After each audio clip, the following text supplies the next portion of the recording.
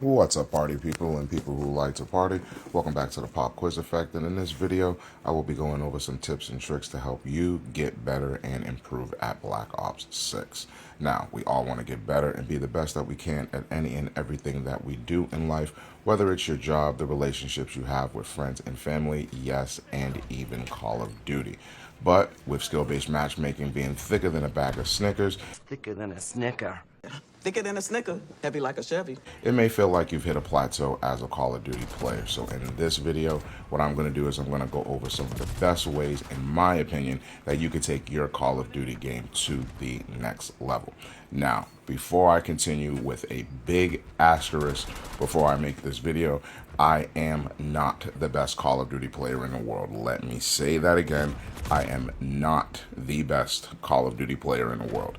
Ego aside, I would say that I am far from it, but with all ego involved, as an OG Call of Duty player since the very, very first Modern Warfare, I am for damn sure not the worst Call of Duty player in the world. So as I am making this video, my elimination to death ratio is currently at 1.46. So skill-based matchmaking damn sure has its way with me, as it does the whole community as a whole. But with that aside, what I have done in this video is I have simplified this into 3 things that you could do right now. Did he say right now? Oh, tonight, right now.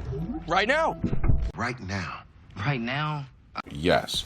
3 things that you could do right now. Like literally, you can go into a firing range or even go into a match and do this right now and implement this into your Call of Duty game and improve immediately. With the number 3 tip being the most important. So strap in, grab your number 2 pencils. Class is in session.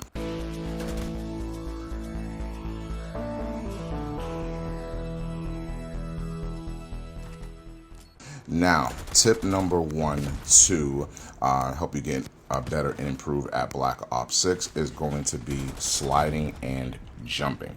Now, ever since the sliding mechanic has been added to Call of Duty back in 2019's Modern Warfare, it has become a critical part of the gameplay's mechanic.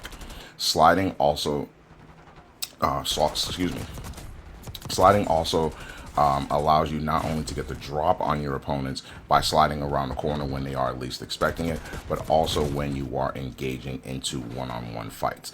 Sliding before you start to fire at your opponent can sometimes give you an advantage when they are not expecting you to. Also, sliding is critical for getting to advantage cover points on the map. For example, on the new bullet map, with the design of the map being so narrow, instead of walking into a door, what you want to do is you want to slide through the door. Just be aware of potential campers when you are doing this. Now, also sliding to cover points to avoid potential danger that's facing you. So when you have all, for example, just as a side note, when you have all 3 blue perks, where you have the recon specialist, when somebody is shooting at you from behind, you get this flashing yellow marker on the bottom of your screen letting you know that somebody's shooting behind you. That is critical to slide and get out of the way. It's almost like you're playing Warzone in a sense, but I don't play Warzone. That's just a good side note there. So sliding to avoid any potential danger that's facing you. Now, when it comes to jumping, jumping used to be very advantageous in Modern Warfare 2019. Not so much in this Call of Duty, but you can use it to your advantage. Jumping works to get the jump on your opponents instead of walking around in the corner. Just as a tip, instead of aiming down their sights, try jumping around the corner to get the drop on your opponent. Your accuracy isn't as accurate when you're jumping in the air unless you are using attachments on your gun that give you better jumping in the air accuracy. So definitely take advantage of those attachments if you are one of those people who do like to slide and jump at the same time. With the dexterity perk and again attachments on your gun that give you that clear advantage. So when it comes to, so that's tip number 1 when it comes to something that you can do right now to improve at Call of Duty. Now, The number 2 tip is going to be something that this is going to be just in my personal opinion. This is maybe not something I don't hear from a lot of Call of Duty or people who play Call of Duty, but this is something that I have more or less prioritized, and I feel that it does help me. So tip number 2 to help you improve at Call of Duty right now is going to be prioritize accuracy on your guns. Now, this takes a little playing around with your attachments, and it does take some time in the firing range to do this, and I will definitely explain. After playing this game for a few months, I have come to the realization, just in my opinion, that in what you want to do with your guns, you want your guns to be as accurate as possible. Now, it would seem like that for all Call of Duties, but specifically for this Call of Duty, what you want to do is you want to prioritize accuracy before you sacrifice accuracy for different attachments, whether it's for firepower or mobility or handling. The reason for that is this game moves at such a rapidly fast pace. And because this game's health is not like last year's health, where the game's health was 150 health, they dropped the health down to 100 health, and the time to kill is faster.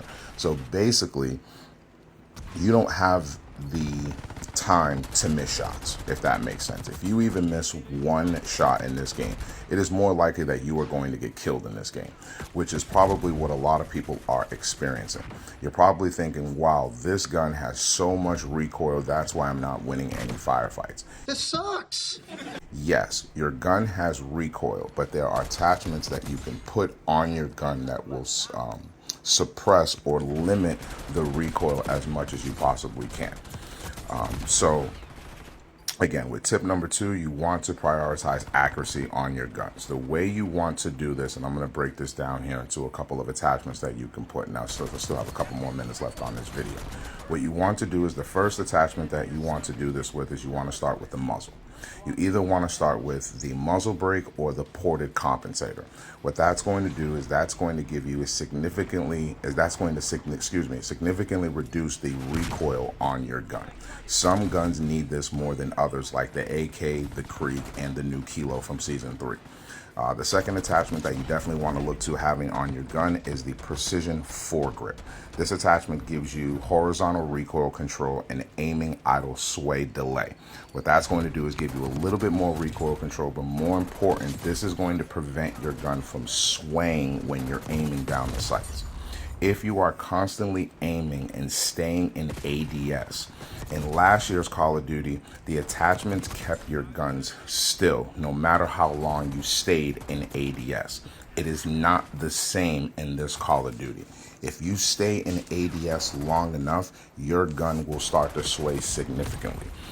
So if you don't have attachments on your gun that limit the amount of sway, you're going to experience inaccuracy when you're engaging in firefights.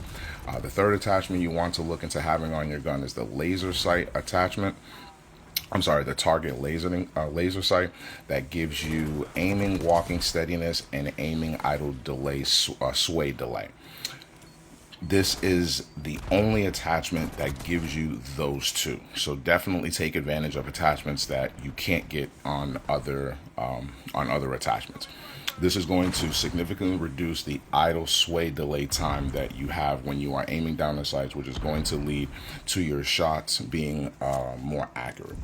The turn down and downside of that is that the laser is visible when you are aiming down the sights. So if you are aiming down the sights, the opponents are basically going to know where you're at, but it can be an advantage to dissuade opponents from going into that area since they know that somebody is covering that point with their laser. So there is give and take with that attachment, so be careful with that. And the fourth attachment you want to look into is having the recoil springs that give you more recoil than you already have. So for guns like the AK and the Krieg, they require more recoil than others, and such as the recoil spring and the muzzle brake. That's going to give you that 4 to 5 shot. That 4 to 5 shot kill at mid-range. But certain guns like the Model L or the STG do not necessarily require attachments that increase the recoil. So definitely take advantage of guns like that. What you want to do on those guns that have a slow rate of fire is you want to increase the idle sway delay on those guns to potentially increase the firepower, but look to prioritize accuracy above everything else.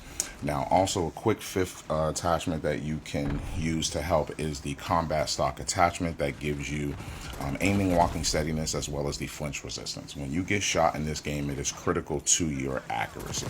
Now, flinch resistance is not yet OP right now, but it is definitely something that you want to consider putting on your guns. So definitely look into that, because you're going to that is definitely going to help you win a lot more firefights where you're going to stay on target while you are getting shot. I'll take it into consideration. Now, since I do have about a couple more minutes left in this video, before I get into tip 3, so you don't miss out on any videos or live streams, make sure that you are subscribed to the channel. I'm going to try uploading about 4 videos a week with live streams Monday through Saturday, so definitely do not miss out whenever class is in session. Now, tip number 3 to improve at Black Ops is going to be drop shotting. Now, because the time to kill in this Call of Duty is significantly faster than in any other Call of Duties, your ability to be able to drop shot on multiple opponents is going to be critical to not only your elimination to death ratio, but to you surviving encounters with multiple opponents. It is unlikely in this game, based on the fact that there is not 150 health, that you're going to be able to get the drop on 2 people and kill them unless they have their backs turned to you. If 2 people get the drop on you and you are shooting them and they are shooting you at the exact same time, unless they are back to back with each other and their bullets are affecting each other, you may kill one, but you are not going to kill the other if you are just standing there. By the time you get your shots off on the second opponent, you're going to be at 25 health. They're still going to be at around 175 at best. So it doesn't matter what gun you have, you are going to die.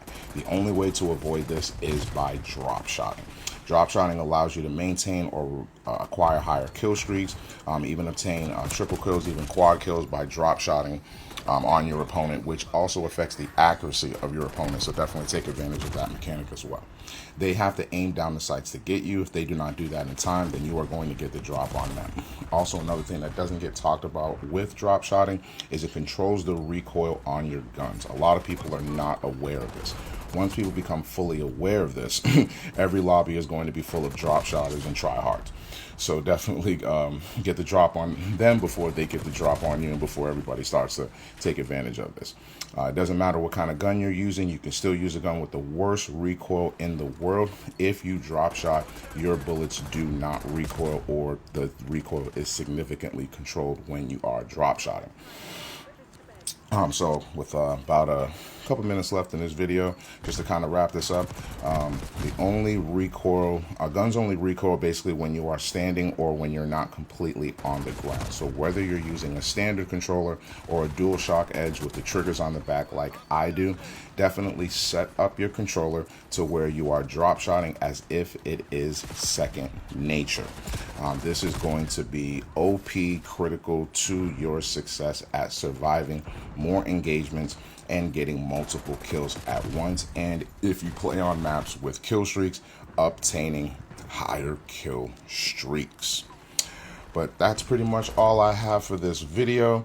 Pretty much only got about a couple minutes left in this video before it gets wrapped up, but basically that's really what I wanted to get into with this video. Definitely take advantage of these tips, because that's definitely gonna help you get better and basically help you, improve your kill to death ratio and help you have a little bit more fun at the game. But that's all I have for this video. Let me know if these tips do help. Does jumping and sliding work for you? Do you prefer more firepower and handling on your weaponing? And does drop shotting actually make a difference for you? Because it definitely does for me. But that's all the time I have in this video. If you like the video, please do me, myself, and I a favor. And He-Man Hulk, smash the like button. Go ahead and park your comments in the comment section. And please make sure that you are subscribed to the channel so that you are always aware whenever class is in session. This is the Pop Quiz Effect. Class dismissed. Go on, get out of here. Well, do me a favor. Take this into consideration.